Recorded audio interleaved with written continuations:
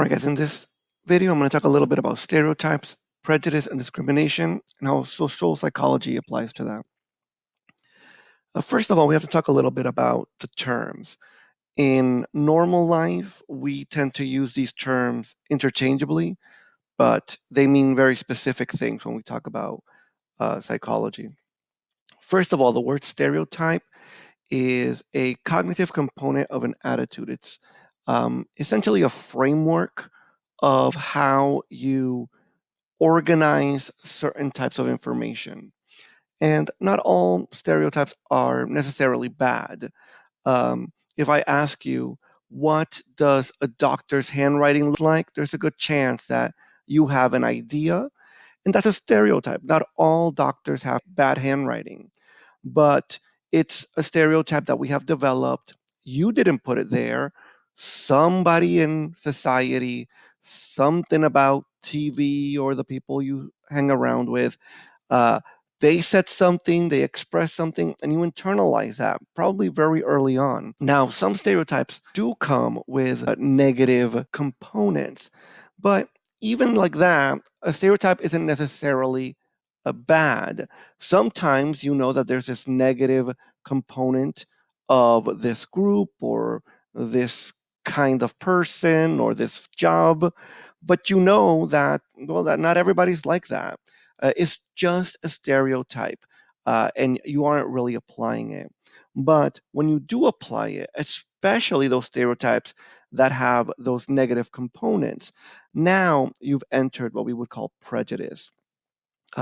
You have essentially a stereotype, and you expect the people in that group to fall in that stereotype, even though they have shown no reason for you to think that, right? As soon as you start looking at individuals and start applying these stereotypes on them, then that tends to become a prejudice, or we start to call that a prejudice. You're prejudging this individual. Now, prejudices usually will lead to discrimination, and a discrimination is usually the negative emotion that comes from your prejudiced beliefs.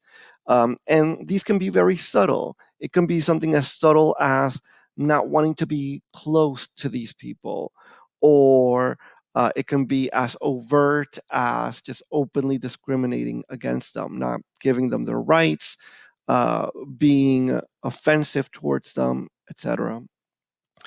Now, it's also important to point out that a lot of discrimination is what we would call aversive prejudice. These are subtle things, like not spending a lot of time with group X, right? Every time you are around these people, you kind of feel negative, and you're not necessarily sure why, because it's sort of unconscious. You are not really aware that you have this negative feeling, but you do have it. And so you avoid this group. And if you have to hire someone, you don't often think about the person from that group, not necessarily because you're doing it overtly. You're not saying, well, I'm not going to hire this person because they're from group X. It becomes kind of subtle and unconscious. They just kind of make you feel uncomfortable, or they make you feel like they don't really know what they're talking about.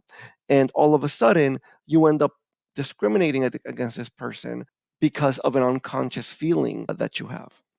Now, it's also important to point out that those unconscious feelings that you sometimes have about other people will sometimes manifest for yourself. Sometimes, as you are growing up, you internalize certain stereotypes and prejudices about the people that you belong to, the group that you belong to. And so all of a sudden, you have sort of internalized bigotry towards yourself or towards the group that you belong to. And this can sort of manifest in different ways. In the worst ways, it could be something like you don't really like yourself, or you often avoid being part of your own culture, things like that. But again, it can manifest in subtle ways.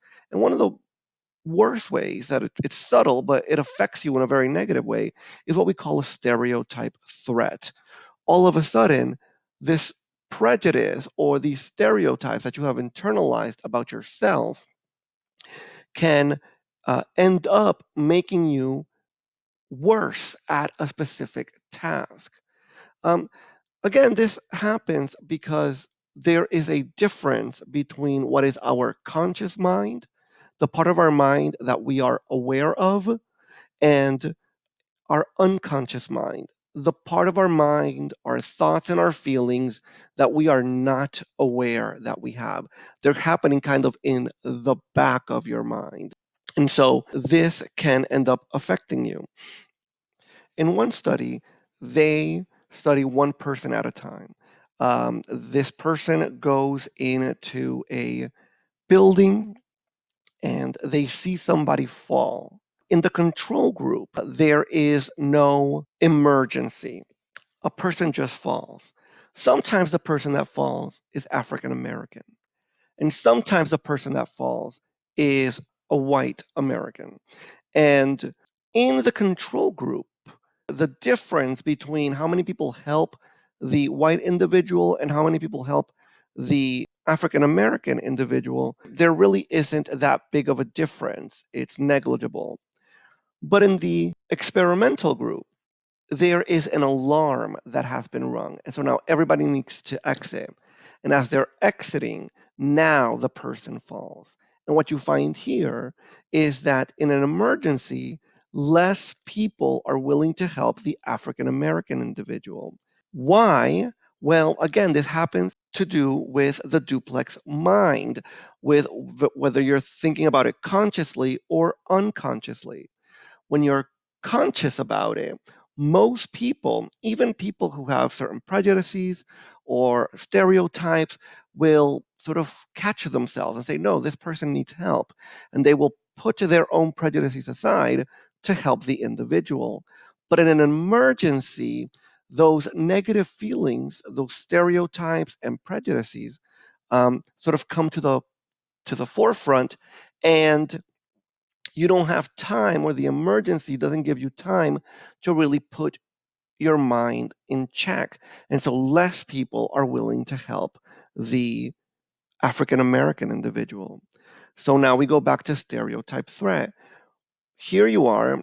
Some people have these internalized stereotypes, internalized prejudices that are about themselves and their own group. And on most occasions, most people can say, well, yeah, these stereotypes exist about someone like me, but that's not necessarily true.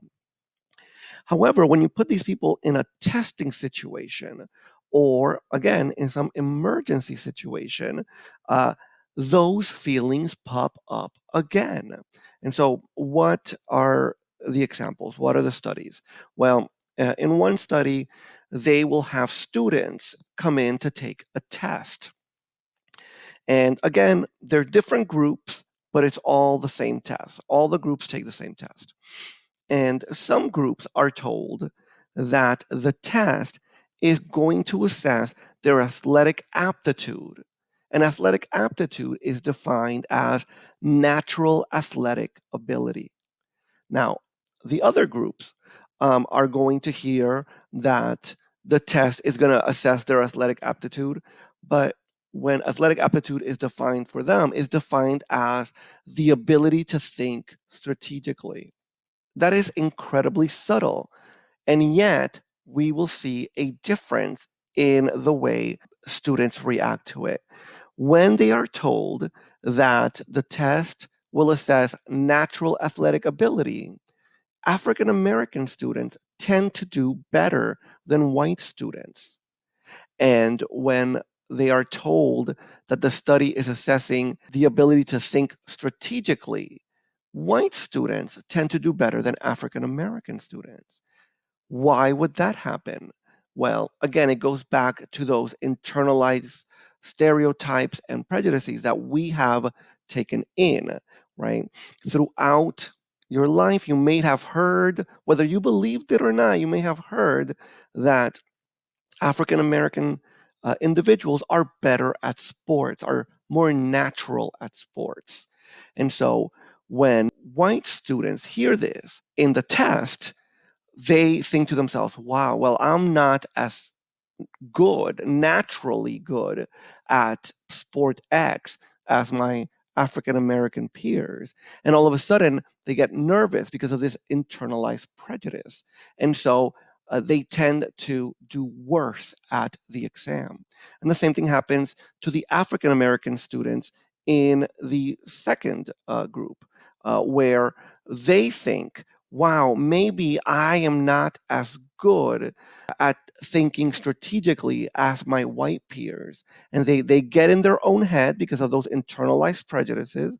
And all of a sudden, they do worse on that test. Remember, there's no difference between the tests. Group A, Group B, that is the experimental group, and the control group are both taking the same test. And yet, depending on how the instructions are delivered, it will affect how different groups do on the test. Similar studies have been done with men and women. You imply that men will do slightly better. You imply that women will do slightly better. And what you find is that women do better in when they're told they're going to do better, and men do better when they're told they're going to do better. If you get a chance to see the video with Jane Elliott that I posted, you will see a scene where she is talking to the students and asking them why they didn't do as well in their little flashcard game. And whether it's the brown-eyed children or the blue-eyed children, they all say the same thing. I'm just thinking about this sash that I have to wear. And all of a sudden, they can't think as quickly. They get in their own head, and the stereotype threat ends up affecting them negatively.